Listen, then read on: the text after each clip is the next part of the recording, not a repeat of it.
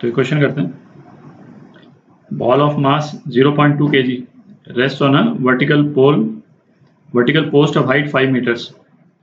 ठीक है, बॉल का मास दे रखा है, ये रेड जो है ना, ये रेड बॉल 0.2 kg और हाइट क्या दे रखी है इसकी, इस पोस्ट पे है बॉल, उसकी हाइट 5 मीटर दे रखी है। अब bullet of mass 0.01 kg travelling with velocity v in horizontal direction hits the centre of the ball. ये फ्रेज इंपॉर्टेंट है, hits the centre of the ball, इसको यूज करेंगे अपन। तो मास ऑफ बुलेट, अच्छा mass of bullet M B दोबारा नहीं लिख सकते क्योंकि एम बी अपन ने बॉल के लिए यूज कर लिया, तो इसको मास ऑफ पार्टिकल बोल देते हैं, बुलेट को है ना पार्टिकल मान लेते हैं।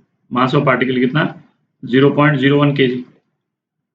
ठीक है, और वेलोसिटी ऑफ पार्टिकल जो है वो v मीटर पर सेकंड। क्या बोलता है, after the collision of ball and the bullet travel independently, ball hits the ground, ये 20 मीटर पे,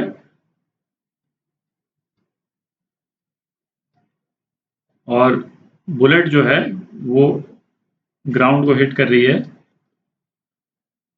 100 मीटर पे। इनिशियल वेलोसिटी v पूछी है बुलेट की। ठीक है, अच्छा ये जो फ्रेज दे रखा है, बुलेट जो है वो बॉल के सेंटर में स्ट्राइक कर रही है। ठीक है, तो इसका मतलब क्या निकला कि स्ट्राइक करने के जस्ट बाद में बुलेट और बॉल दोनों की वेलोसिटी जो है वो एग्जैक्टली इसी डायरेक्शन में होगी। ठीक है, मतलब ऐसा नहीं होगा कि, क्योंकि यदि सेंटर में यदि बुलेट स्ट्राइक नहीं करती, या ना सपोज बॉल के नीचे वाले पोर्शन में स्ट्राइक करती, तो बॉल की ट्रेजेक्टरी ऐसी भी हो सकती थी। ठीक है, और बुलेट की भी ट्रेजेक्टरी जो है वो एंटायरली फिर हॉरिजॉन्टल नहीं होती है ना, किसी दूसरे डायरेक्शन में जा करके, और फिर उसके बाद में बुलेट जो है यहाँ पे गिरती। ठीक है, बॉल भी कहीं पे ऊपर जाती और फिर उसके बाद में नीचे गिरती, पर ऐसा हो नहीं रहा है। ठीक है, चूंकि ये bullet centre of the ball में स्ट्राइक कर रही है, तो दोनों की वेलोसिटीज जो है वो इसी डायरेक्शन में है। तो इससे हमारा मतलब हमारा क्वेश्चन सिंपल हो जाता है इससे। ठीक है, तो बॉल को स्ट्राइक करने के तुरंत बाद में जो वेलोसिटीज हैं, वेलोसिटी ऑफ बुलेट वीपी बोल देते हैं है ना, वेलोसिटी ऑफ पार्टिकल, और वेलोसिटी ऑफ बॉल को वीबी बोल देते हैं है ना, दोनों प्योरली हॉरिजॉन्टल हैं बोथ वेलोसिटीज।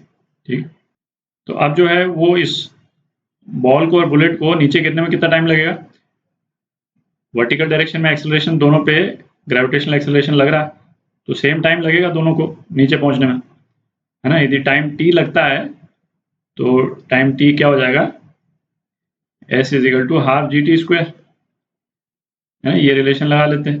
तो s कितना हो गया 5 g/2, मतलब 10/2 इंटू टी स्क्वायर। तो इसका मतलब 1 सेकंड में बुलेट और बॉल दोनों ग्राउंड को टच करेंगे। ठीक है, अच्छा हॉरिजॉन्टल वेलोसिटी तो कांस्टेंट ही रहेगी क्योंकि हॉरिजॉन्टल डायरेक्शन में कोई फोर्स है नहीं, ये तो प्रोजेक्टाइल मोशन में अपन देख चुके हैं। तो वेलोसिटी ऑफ बॉल कितना हो गया, जो बॉल ने हॉरिजॉन्टल डिस्टेंस ट्रेवल किया 20 अपॉन टाइम 1 सेकेंड, तो 20 मीटर पर सेकेंड। ठीक है, हॉरिजॉन्टल डायरेक्शन में। और वेलोसिटी ऑफ बुलेट कितना हो जाएगा, वेलोसिटी ऑफ है ना वीपी यूज कर रहे हैं, पार्टिकल वर्ड यूज किया अपन ने, 100/1, तो 100 मीटर पर सेकेंड। ठीक है, तो अब कोलिजन के टाइम पे है ना conservation of momentum conservation of momentum का रिलेशन लगा सकते हैं। ठीक है, तो मास ऑफ पार्टिकल, बुलेट जो है उसको अपन पार्टिकल बोल रहे हैं, तो कोलिजन के पहले mass of particle into velocity of particle v, ये वेलोसिटी जो दे रखी है जो अपने को निकालनी, is equal to mass of particle velocity of particle collision के बाद plus mass of ball into velocity of ball. तो ये सारी वैल्यूज डाल देते हैं, 0.01 इंटू 100 प्लस बॉल 0.2 इंटू 20। ठीक है, और ये कितना हो गया, मास ऑफ बुलेट इंटू वेलोसिटी। ठीक, तो वेलोसिटी ऑफ बुलेट जो है, इनिशियल वेलोसिटी ऑफ बुलेट वो कितनी आ गई, 500 आ गई, 500 मीटर पर सेकेंड। ठीक, ये आपका आंसर डी पार्ट